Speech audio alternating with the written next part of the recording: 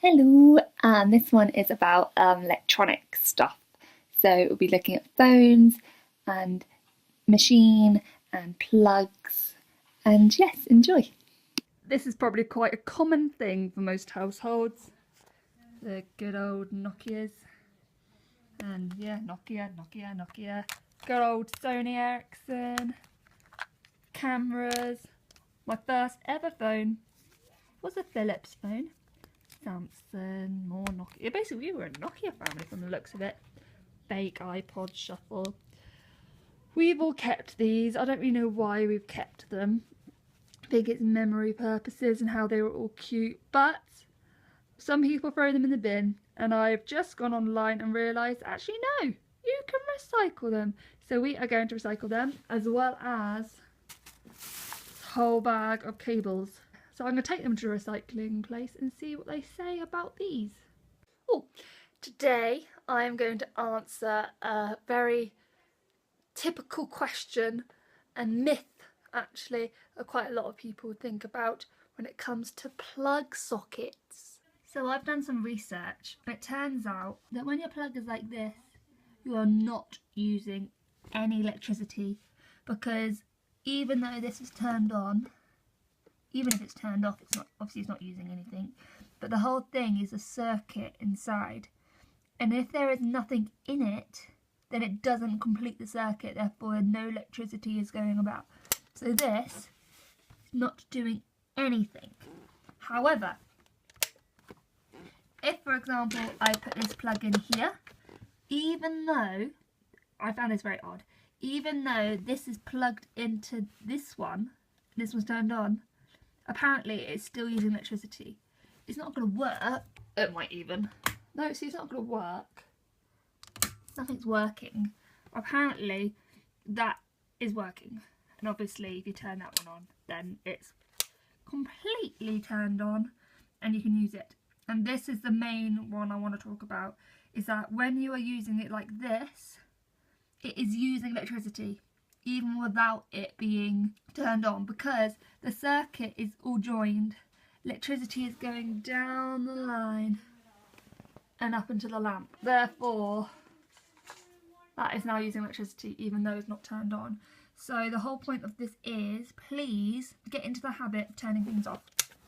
This is now not using any electricity whatsoever. I looked at a thing online to talk me through this, and this guy, he was an American guy, but he had done a calculation that for a family of four, so mum and dad and two children, that per year they were wasting £340 worth just because they weren't turning their switches off.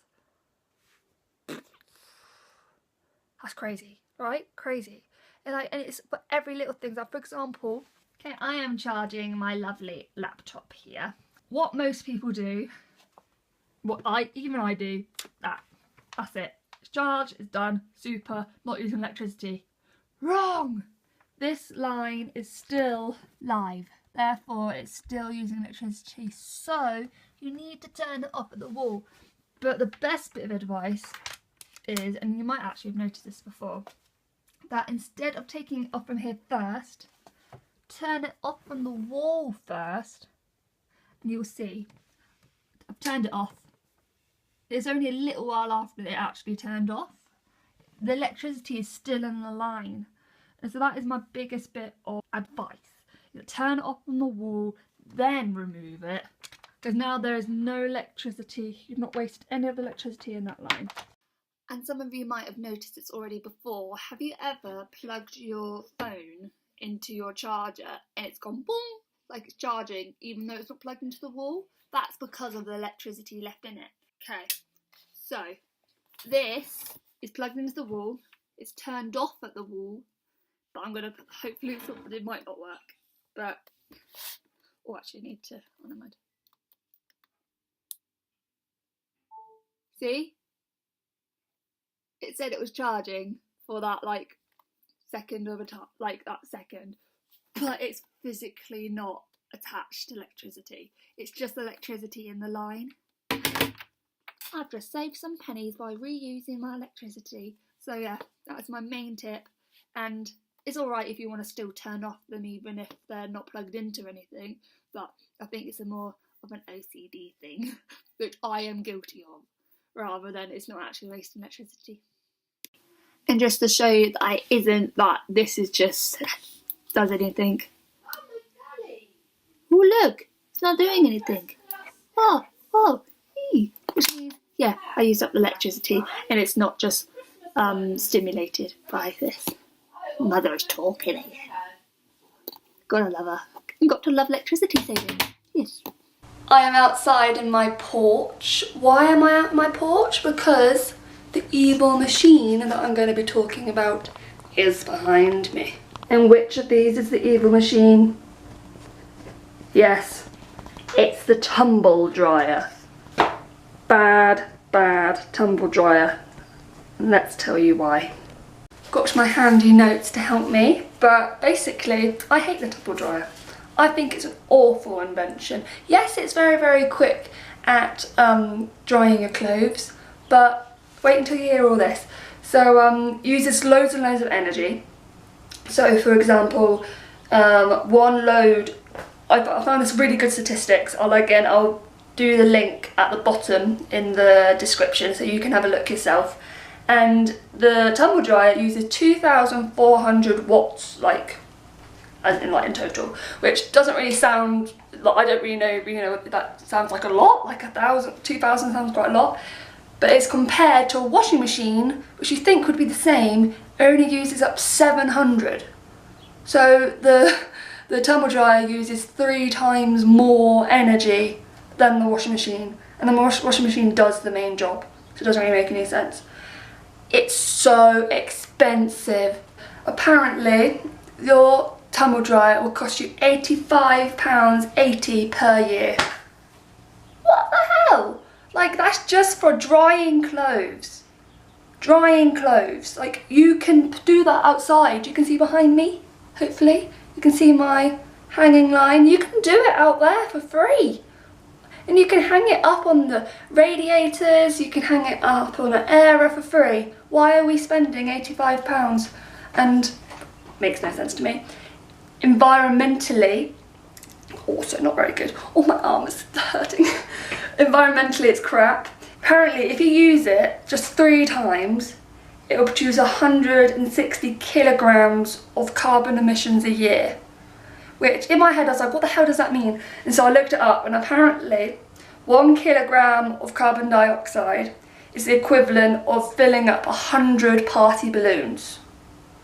So if the tumble dryer is using 160 kilograms, that is 16,000 balloons worth of carbon that is being emitted from the tumble dryer just by using it 3 times, compared to the washing machine. Where did I put it? Whereas the washing machine, if you use it 187 times, only emits 51 kilograms, which is only, it's still a lot. It's like 510. I can't do maths. But anyway, either way, you can just see how much more energy or carbon has been emitted from using a tumble dryer, which is crazy. So what can we do to stop using the tumble dryer? Admittedly, there might be times that you've got some clothes and you really, really quickly want to dry them, and it's like, oh crap, how are you going to dry them all? Or bad language. But one of my big bits of advice, it doesn't obviously help with clothes, and it does. If you, for example, you're going out and your favourite dress is in the wash, just wear something else. It's not that hard, really. Quite a lot of people have a lot of clothes. If you're dependent on that one, then you shouldn't really have all the other clothes you've got anyway. But my big bit of advice is duplicates. So for example, with bedding, quite a lot of people I know want to use a tumble dryer because they need to dry their bedding. Well, it's actually, why don't you just get another set? Which is what I do. So I can then just leave my other lot out to dry. And it takes 2 days or something to dry, even just over the side of a door or anything, which is very, very helpful. And the other way is what I mentioned earlier about airers and using it on the washing machine, not on the washing machine, and doing it on the radiator. So voila, I have my airer. my godsend. And yes, that's my underwear, cheeky people, on the radiator. But on the radiator it will like maybe take a day, 2 days to dry everything, which is fine because I don't need any of that stuff, because I have pyjama bottoms, I have another towel, I have more clothes, I have more underwear, and yeah, and I'm not spending any money or energy on it, which is absolutely fab. And in the summer it's even easier. You can put it outside, and on a sunny day you could have all of your sheets and everything dry in a day because it's so sunny. Obviously I'm not shunning and making, I'm sorry if I've made people feel bad for using the tumble dryer, that's not my like incentive.